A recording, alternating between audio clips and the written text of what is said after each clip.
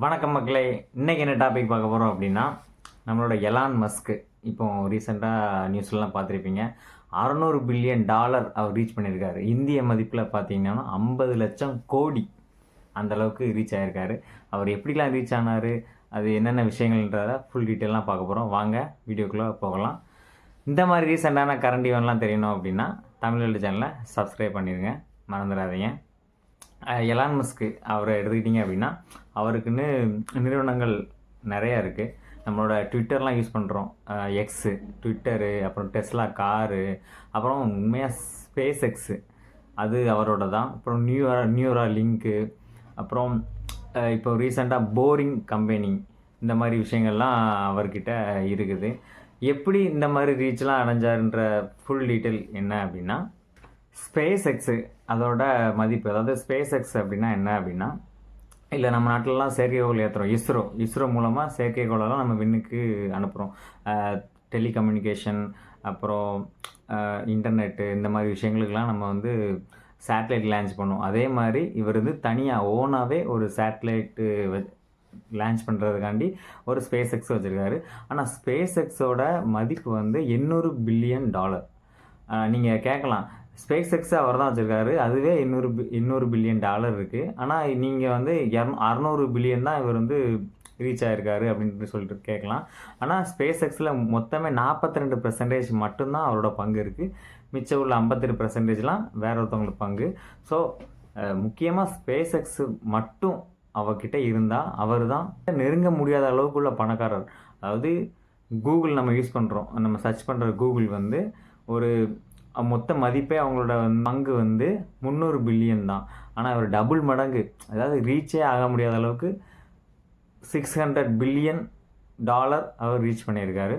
நமக்கெல்லாம் தெரிஞ்ச மாதிரி டெஸ்லாவோட கார்ஸ், அதாவது ஃபுல்லாகவே எலக்ட்ரிக் வெஹிக்கிள், அதாவது மின் சாதனம் மூலம் பயன்படக்கூடிய ஒரு கார். இதில் வந்து அவர் 12% அவரோட பங்கு வச்சுருக்காரு. மிச்சம் 87% மற்றவங்களோடது. அதுக்கப்புறம் பார்த்தீங்கன்னா நியூரா லிங்க், அதாவது நம்ம மூளையை கட்டுப்படுத்துகிற அளவுக்கு உள்ள ஏஐ டெக்னாலஜியில் ஒரு நிறுவனம், அது வச்சுருக்காரு. ஃப்யூச்சர்லேருந்து அது வந்து ரொம்ப டாமினேட் பண்ணும் அப்படின்ற மாதிரி சொல்கிறாங்க.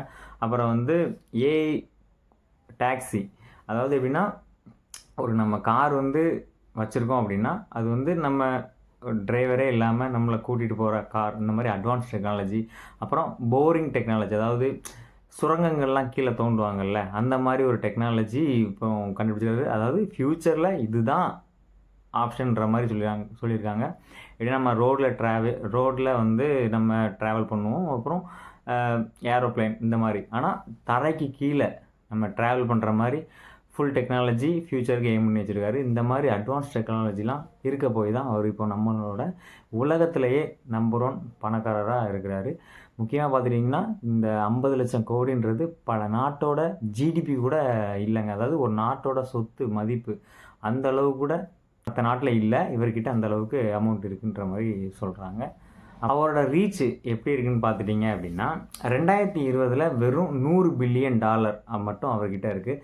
2023 $300 பில்லியன். அப்புறம் ரீசெண்டாக 2025 அக்டோபரில் $500 பில்லியன் அவரோட ஷேர்ஸ் எல்லாம் இருக்குது. வெறும் 2 மாதத்தில் எப்படி 2 மாதத்தில் அவருக்கு $100 பில்லியன் அதிகரிச்சிருக்கு. இப்போ என்ன சொல்கிறாங்க அப்படின்னா, 2026 ஜனவரி பிப்ரவரிக்குள்ள 1 ட்ரில்லியன், அதாவது யாருமே பக்கத்தில் கூட நெருங்காத அளவுக்கு 1 ட்ரில்லியன் அவர் சம்பாதிக்க போகிறாங்கன்ற மாதிரி கணித வல்லுநர்கள்லாம் கணிச்சிருக்காங்க. நீங்களே சொல்லுங்கள் மக்களே, நான் சொல்கிறது எல்லாமே ஒரு பணத்தோட கதையே கிடையாது. இப்போ வந்து ஒருத்தர் பில்லியனர் ஆகுறாரு, இந்த மாதிரி விஷயங்கள்லாம் சொல்கிறோம். இது வந்து இதுக்கான இதே கிடையாது. அவரோட நோக்கங்கள் எல்லாம் எப்படின்னா, ஒரு விஷன், ஒரு மோட்டிவேஷன், அப்புறம் டெடிகேஷன், கன்சிஸ்டன்சி, இது இப்படிலாம் இருக்கிறதுனால தான் அவர் வந்து இவ்வளோ ரீச் ஆகிருக்காரு. அவர் ரீசெண்டாக என்ன சொல்லிட்டு இருக்காரு அப்படின்னா, நிலாவில் நம்ம எல்லாருமே போயிட்டு வர்றோன்ற அளவுக்கு நம்ம ரீச் ஆகிட்டோம். நீங்கள் திங்க் பண்ணுறது எல்லாமே செவ்வாய் அந்த இடத்துல குடி புகுறதுக்கு தயாராகிக்கிட்டு இருங்க அப்படின்ற மாதிரி ஒரு அப்பப்போ ஸ்டேட்மெண்ட்லாம் சொல்லிக்கிட்டு இருப்பார். ஃப்யூச்சரோட டெக்னாலஜி எல்லாமே எலான் மஸ்க்கு கீழே தான் வரும் அப்படின்ற அளவுக்கும் அவர் ஸ்டேட்மெண்ட் அடிக்கடி சொல்லிக்கிட்டு இருக்காரு. இதை நீங்கள் எப்படி பார்க்குறீங்கன்றத கமெண்ட் செக்ஷனில் கமெண்ட் பண்ணுங்கள். இந்த மாதிரி ரீசெண்டான கரண்ட் ஈவெண்ட்லாம் தெரியணும் அப்படின்னா தமிழ் வேர்ல்டு சேனலை சப்ஸ்கிரைப் பண்ணுங்கள், மறந்துடாதீங்க. தேங்க்யூ, பாய்.